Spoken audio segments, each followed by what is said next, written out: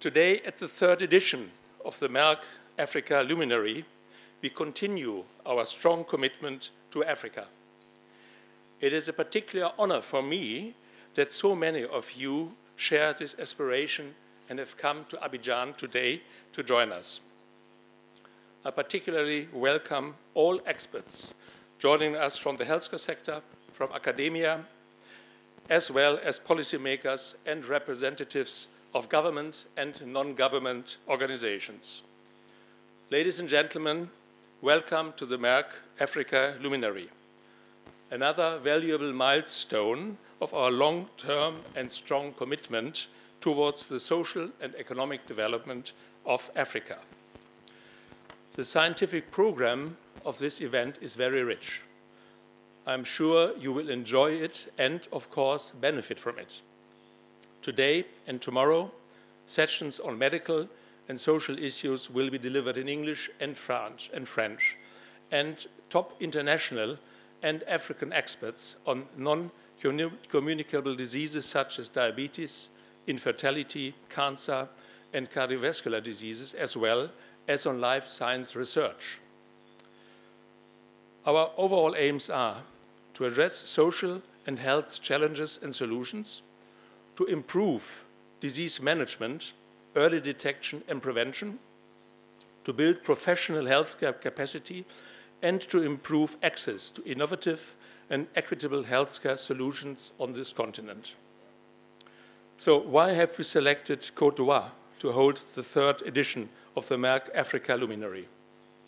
Simply because we strongly believe that Courtois is a stable country, is one of Africa's most promising economies, and has experienced considerable growth over the recent years. For Merck, this is a very attractive market to engage in. Just yesterday, I had the honor to open our new Abidjan office. Furthermore, Courtois offers a well-developed business and healthcare infrastructure that supports fast business growth, better achievement of universal health coverage, and access to medicine. Moreover, the country presents an attractive business hub for Francophone Africa. Merck is firmly committed to Africa.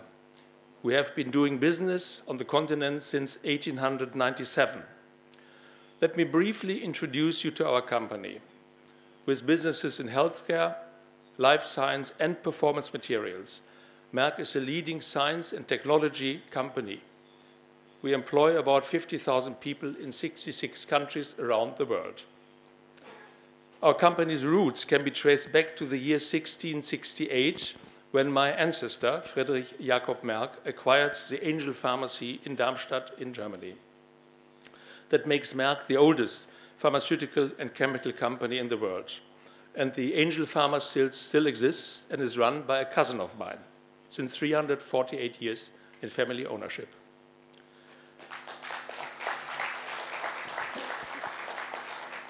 I always stress this because I know how important families are in Africa. Thank you. Merck is still a family-owned company. About 70% of the total capital is controlled by my family.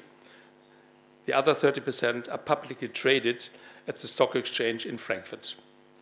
Merck is also listed on the German DAX Blue Chip Index and ranks among the 30 largest publicly traded companies in Germany. As a family company, and that makes a difference, Merck takes a different approach than most other listed companies.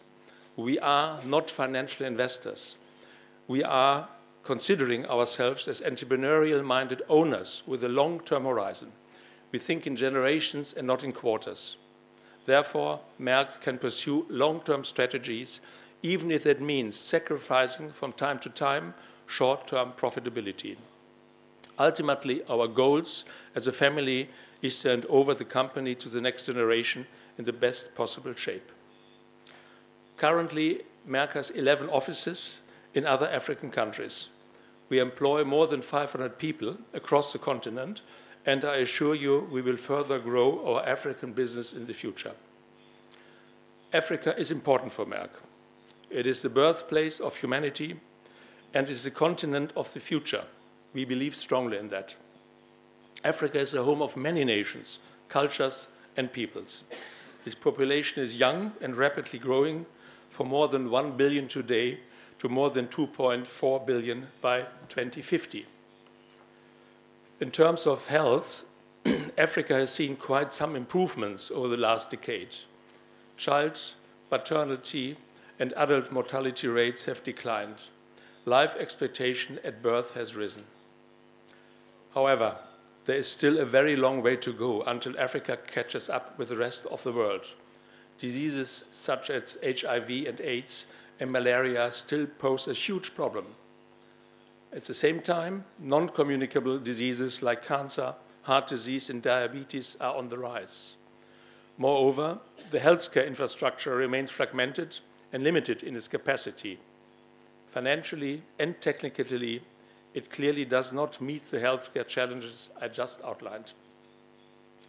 I'm convinced that Merck can make a difference in Africa, and we want to make a difference. Let me briefly introduce you to some of our initiatives on this continent, which have also been described in the video you will see later. Capacity building is at the center of this conference, and it is the focus of Merck's Capacity Advancement Program. I have attended several events with the frame of this program across Africa. I wholeheartedly support its great initiative, which provides promising medical students at African universities with European accredited diabetes management courses so that they become diabetes ambassadors, especially in rural areas. The Merck Capacity Advancement Program aims to expand Africa's professional capacities in areas such as research, diabetes, cancer, infertility, and other non-communicable diseases, with a special emphasis on rural areas. We all know that the lack of financial means is not the only challenge in Africa. In fact, the biggest challenge is the scarcity of trained healthcare personnel, capable to tackle the prevention, diagnosis, and management of non-communicable diseases. To provide medical students with clinical diabetes and hypertension management courses is indeed a very innovative program, especially regarding diabetes. University students are important drivers to create public awareness on the prevention and control of the disease, which has been on the rise over the recent years in all over Africa, and actually all over the world. Unfortunately, diabetes is not the only rising non-communicable disease in Africa, so is cancer. The Merck Cancer Access Program, which provides an oncology fellowship for African doctors, therefore is the right step to improve access to cancer care in Africa, especially since there is a limited number of oncologists across the continent. This is a real challenge for the Merck African Oncology Fellowship. Cancer care in Africa needs a substantial improvement in infrastructure and, most importantly, an increase in the number of specialized personnel, which is lacking in many sub-Saharan African countries.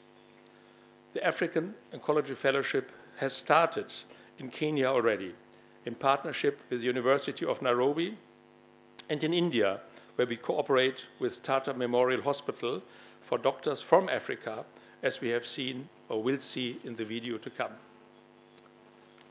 Another important program that we initiated in Africa is our More Than a Mother campaign. You are going to hear more about it tomorrow. This campaign has been kicked off in 2015 in partnership with Women of Parliament, the African Fertility Society, and Ministries of Health in many countries. We are fully supporting this initiative, which is very close to my heart. I firmly believe in the importance of empowering women, especially the underprivileged segment of childless women, who are stigmatized and discriminated in many cultures for not being able to have children and start a family. Beyond these projects, Merck is partnering with the World Health Organization to fight Schistosomiasis, the neglected tropical disease that affects approximately 260 million people in Africa. About 200,000 die from each year from this disease, mostly of them in sub-Saharan Africa. Since 2008, Merck has donated about 350 million tablets of praziquantel to the World Health Organization. Praziquantel is the most effective treatment for the disease, and it has been developed and is produced by Merck. To meet the global eliminating schistosomiasis once and for all, Merck has committed to supply up to 250 million praziquantel tablets to the World Health Organization each year, free of charge.